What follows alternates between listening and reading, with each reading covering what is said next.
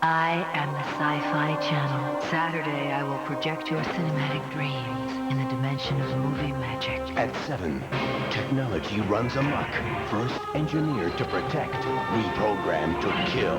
Paul Reiser must escape the tower. And at 9, prison is a collar, ready to explode. Rutger Hauer stars in Wedlock.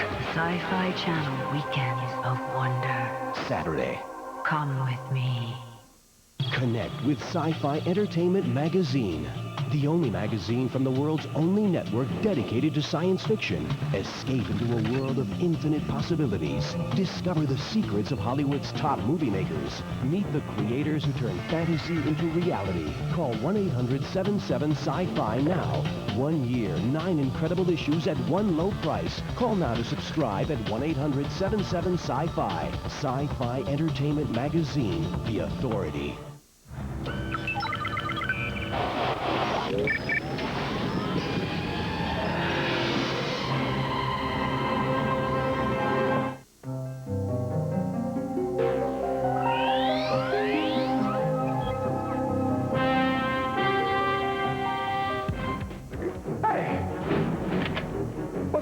Well, you're caught in the SF Vortex.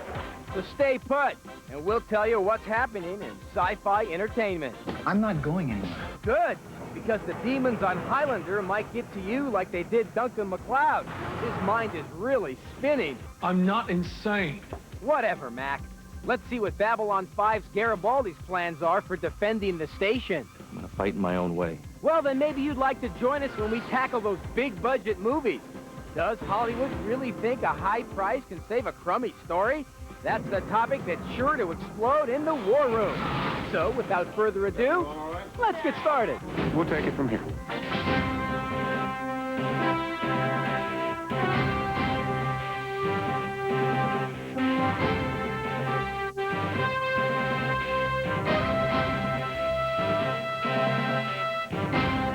Welcome to SF Vortex, everybody. I'm Roger Lodge, and once again, I'll be your captain on a voyage through the intergalactic seas of sci-fi entertainment. And boy, we've got it all for you today. Demons on Highlander, mythic heroes on Sinbad, and aliens on Babylon 5. And, as if that weren't enough, folks, the War Room promises a fiery debate about Hollywood's escalating budgets. Do they really make better movies? Or the legendary Stan Lee, Men in Black screenwriter Ed Solomon, and Babylon 5 producer John Copeland will be right here to hash it out. But first, if you're a fan of Highlander the series, this week's syndicated season finale, Archangel, is an episode you don't want to miss. And if you're not a fan, check it out and you'll become one. You see, demons are after Duncan, and Richie wants a piece of the action. But remember, there can be only one. I think it's what are we up against? No, according to Landry, it's coming for me. Yeah, well, I'm not going anywhere. Richie, this is not something we're going to argue about. Hey, Mac. Would you leave me hanging? It's my choice. It's not yours. We don't even know what it is. Yeah, well, you want to find out? I'll be right there with you. But for how long? Fans of Richie Ryan must tune into this episode to find out if he'll be back next season. It's interesting when you create a concept that there can be only one, because you have these other characters that people like and that he likes, and it's tough to sort of discern between who is the one, you know, but it's a series about the character of Duncan MacLeod. Don't you want to save the world, MacLeod? Or maybe you'd just rather save yourself. Or maybe... I'm not real at all.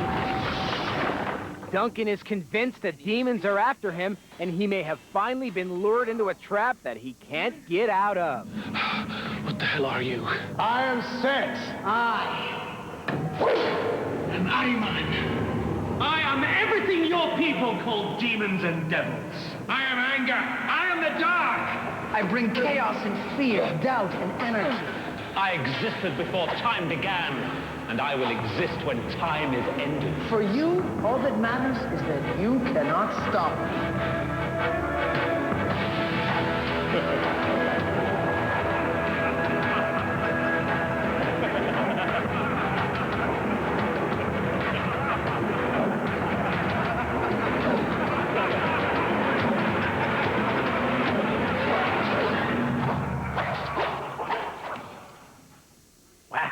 Duncan's in a tough spot. Of course, I could tell you what happens, but then I'd spoil it for you. So, folks, you're just going to have to tune in and find out for yourself. Meanwhile, on Babylon 5, Sheridan and the White Star Fleet take on EarthGov forces over Proxima 3, and Garibaldi decides to leave the station for good. Open! Hello, Vera. Mr. Garibaldi. Is Londo around? I've got some business in Centauri space. I figured he could help me cut through the red tape. He's not here. He had to go set up a meeting with you. He had a meeting. Oh, I see. Well, it looks like you had a late night. No, not actually. They just got us up very early to brief us on their new campaign. What new campaign? To take back Earth in your outer colonies. I'm sorry. I thought you knew. No. Well, now that you do, I imagine you'll want to sign on again. Not with Sheridan. Doesn't your homeworld matter to you? Of course it matters. But I don't like the way he's doing this. But that's the way it is. I don't always like the way Londo does things, and, well, me and most civilized worlds, but, you know, sometimes he's right. So I forced myself to give him the benefit of the doubt. I can't do that anymore. So you're not going to fight for your world. Of course I'm going to fight. I'm going to fight in my own way. You just tell Londo I came by, and I'll check in with him later. That poor Veer, man, he's having a bad hair season. You know, the fight to keep Babylon 5 on the air is continuing. Warner Brothers has yet to decide if the show gets that 5th season, but the episode Severed Dreams was recently nominated for a Hugo Award, huh? The fans have spoken. We'll see how B5 does when the winners are announced later this summer. Now, I don't know if you guys have noticed, but the end of this TV season has left the fates of a lot of our favorite characters up in the air. On the season finale of Star Trek Voyager, we saw Janeway and the crew working with their arch enemy, the Borg, to fight an even more powerful alien entity, one that has Harry Kim at its mercy. And the season finale of Fox's X-Files has certainly gotten everybody's attention. There seems to be as many theories as there are fans. Peter Celeste writes, I was very surprised. My idea is Mulder is not dead and Scully is in on it somehow. She would not turn on Mulder. Viewer Sean Rourke disagrees. I never liked or trusted Agent Scully.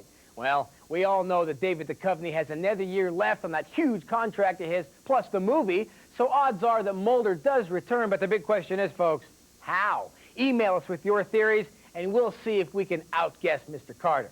But while you're waiting for the return of your favorite network shows, the summer is a great time to catch up on what's going on in the wonderful world of syndication, like this week's adventures of Sinbad. It finds our hero and his crew battling a water ogress. She's an ogress! Whatever. To me, she's exposed. We're to cave in the top of the well. Splash! She doesn't know where to go. But if she pulls you in, there's no one to pull you out. That's why we'll have to act quickly. Oh, be my guest. Billy's sprightly crew. Let's start pushing before she starts pulling.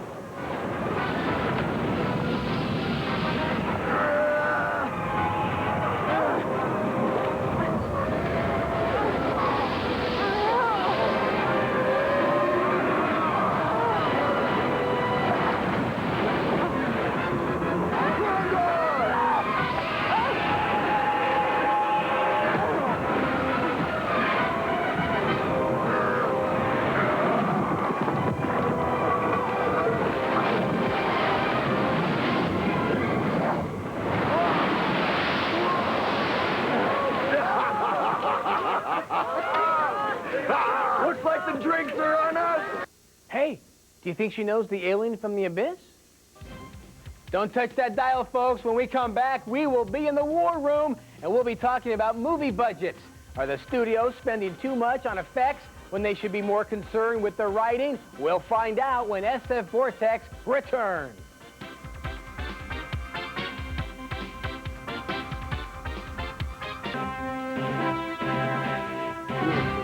All right, welcome back to SF Vortex. We have made it down to the war room, and look who's joining me today, folks. John Copeland is here, producer from my other favorite space station, Babylon 5. Mr. Copeland, thanks for taking the time from those telefilms. How are they going, by the way? They're going great. We're in the second day of our first telefilm that we're doing for TNT, and we're doing some very challenging and pushing the envelope things on both of these films that I think the fans are going to be really glad to see. Right. Okay, and also joining me, folks, Mr. Ed Solomon, screenwriter of this summer's huge blockbuster Men in Black and co-writer of Bill and Ted's excellent adventure. Ed also co-wrote the book Men in Black, the script, and the story behind the film.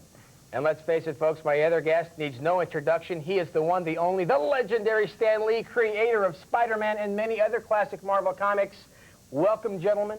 Thank you. As we approach the big summer blockbuster season, I got to ask you my first question. Just because you spend a lot of money, Ed Solomon, writer of Men in Black, does it ensure you're going to have a great movie? Well, it costs me a lot of money, but I think yes. I think the more you spend, the better the film. No, absolutely not. I mean, no audience cares how much money is actually spent on a film. They, you know, I think they want a good story. As you, as a writer, when you go to see a science fiction movie in the movie theater, what do you go to see? Do you go to see the great special effects because it's entertaining, or you, because you're a writer, you want to see a good story, you want to see the character development? I think people have come to expect from some of the movies, some of the huge films, the quote event films, they've come to actually not expect story anymore, which is, I think, kind of disappointing. So they go in and say, it was a great ride, meaning there were just tons of fabulous things and the theater shook from the great sound system. I mean, that's not my strength as a writer to create, you know, great effects or whatnot. Right.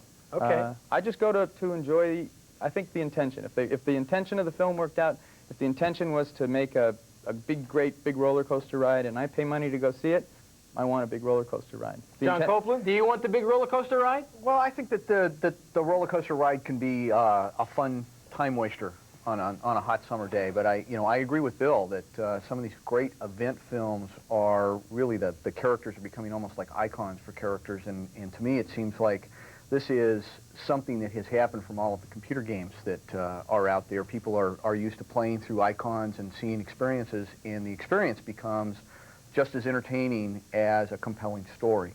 I still don't think that is any substitute for a great story with great characters and something that really grabs you and involves you in what's happening with them so that you care about them. Stan Lee, our resident legend, what do you think? Of course, there's no substitute for anything. To me, the important thing is, do you enjoy it? If it's a special effects movie and the special effects are well done, Fifth Element, great. for example? Sure. It's wonderful. I enjoyed looking at it. And in fact, I'll see it one of these days. But I felt that was the right answer to give you. Or if it's a movie like Rain Man and no special effects, but man, you get into it. You know, I mean, a real story movie.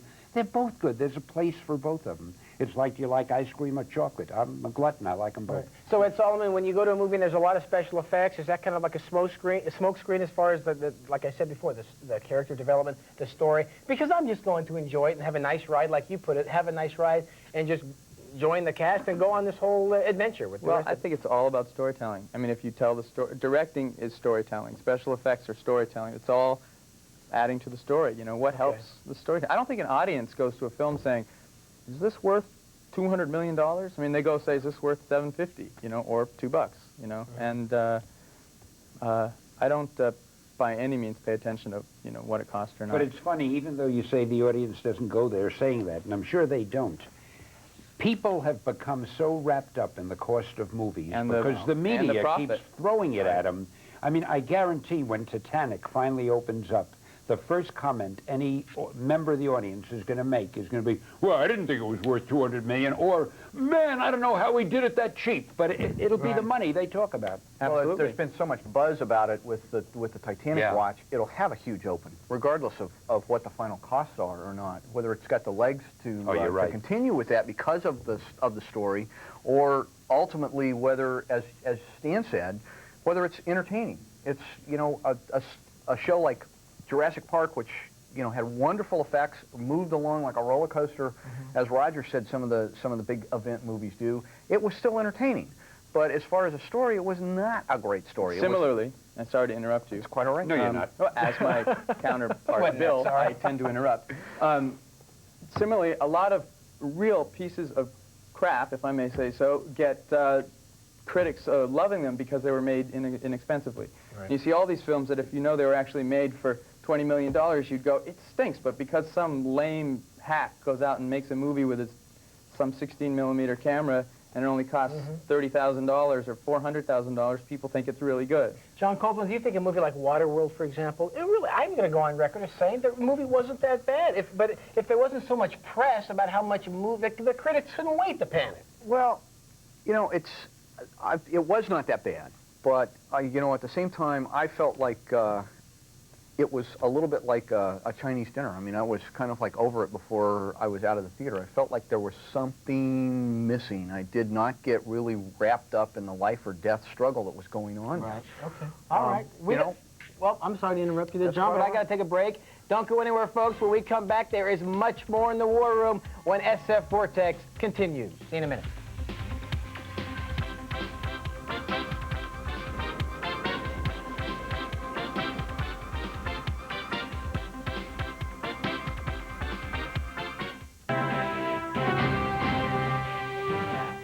All right, welcome back to SF Vortex. We are still in the War Room with the very cheerful Mr. John Copeland, producer of Babylon 5, and Ed Solomon is still here, screenwriter of Men in Black, and the creator of Spider-Man, the one, the only, Mr. Stan Lee. All right, guys. You did it right. Before we go on any further, why don't we all take a quick look at the very much anticipated blockbuster of the summer, Ed, Men in Black. Gotta see. We are the Men in Black.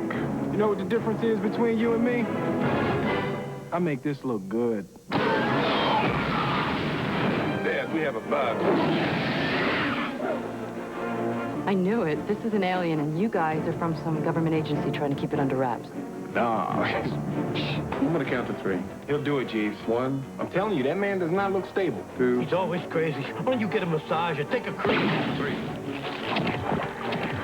Do you have any idea how much that stings?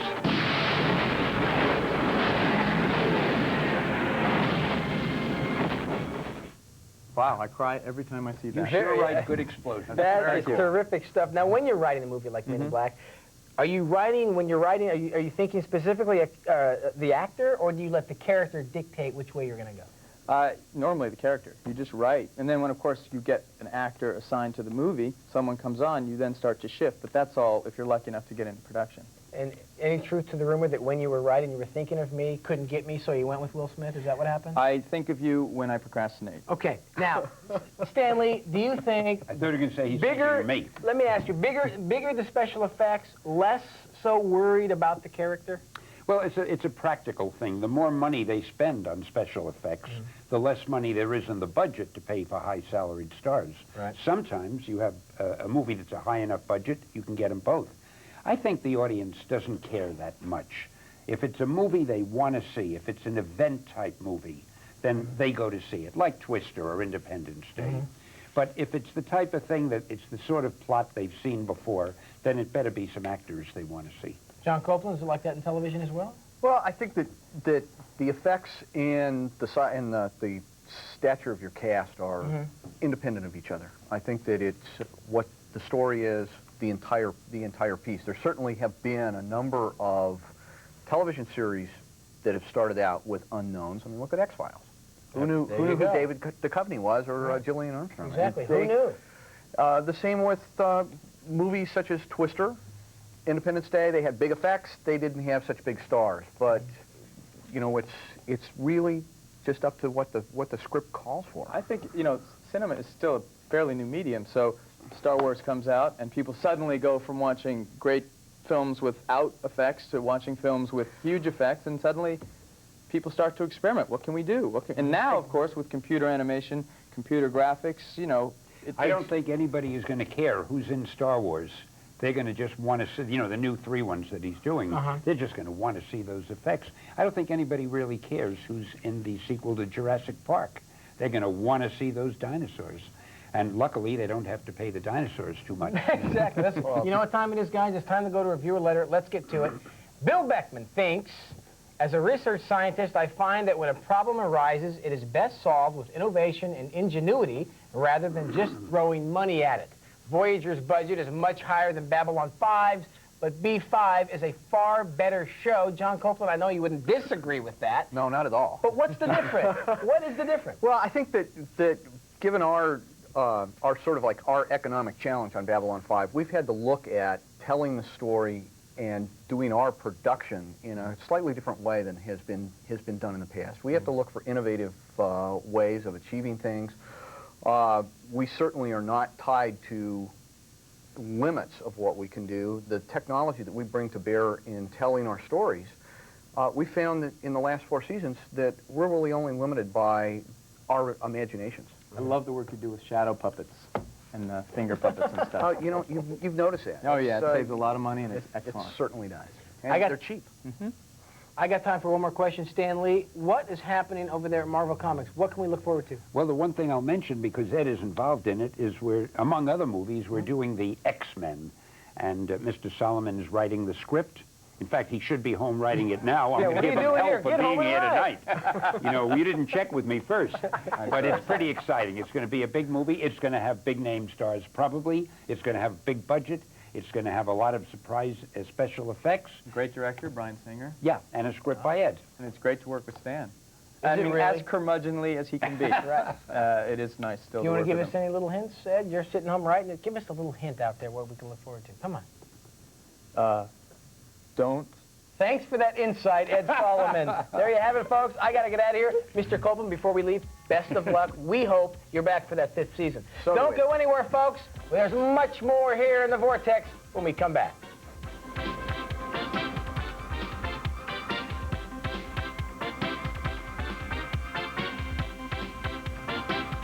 Sci-Fi Channel Sightings. It was a murder mystery so frightening and so puzzling, the police had to turn to a psychic for help. The more I could feel her saying, just come and get me.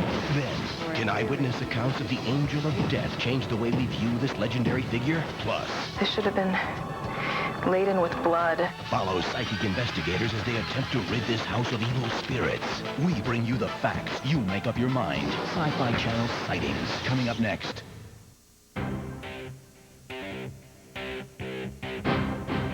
How lucky am I that I get to hang out with a legend like Stan Lee, a guy like Ed Solomon and John Copeland? Is that cool? I'm the luckiest guy in America. Be sure to mark June 28th on your calendars, folks, because SF Vortex will be kicking off Sci-Fi Channel's Roswell Week by airing a 1-hour special devoted entirely to the 50 years of Roswell. You don't want to miss this one, trust me. Okay, we got lots of mail this week, including this one from John Thompson, who asks, do you have any information on who's going to play Luke's father in the new Star Wars movie? Would Dolph Lundgren be considered? I think he'd be a good choice. He-Man as a Jedi Knight. Interesting. Rumor has it, though, that the role is already taken by Jake Lloyd, the boy from Jingle All the Way. He reportedly is going to play Anakin Skywalker. Greg Well writes us, I've seen on various websites that there is talk of a new Blade Runner. Please tell me if the movie is actually in production. Well, to the best of our extensive knowledge, a Blade Runner sequel is not yet in production, but boy, would I like to see one. Okay, everybody, email us at sfvortex@sci-fi.com, and there you have it. That wraps up all you need to know this week in the wonderful world of sci-fi entertainment. Next week, Michael Piller will be here as he takes a break from writing the latest Star Trek movie to join us in the War Room. Until then, I'm Roger. We'll see you next week. Make your Memorial Day even more memorable with a 9-movie marathon featuring some of filmdom's biggest stars. And when we say big, we mean big. Oh My Godzilla begins tomorrow at 9 a.m. Eastern on the Sci-Fi Channel.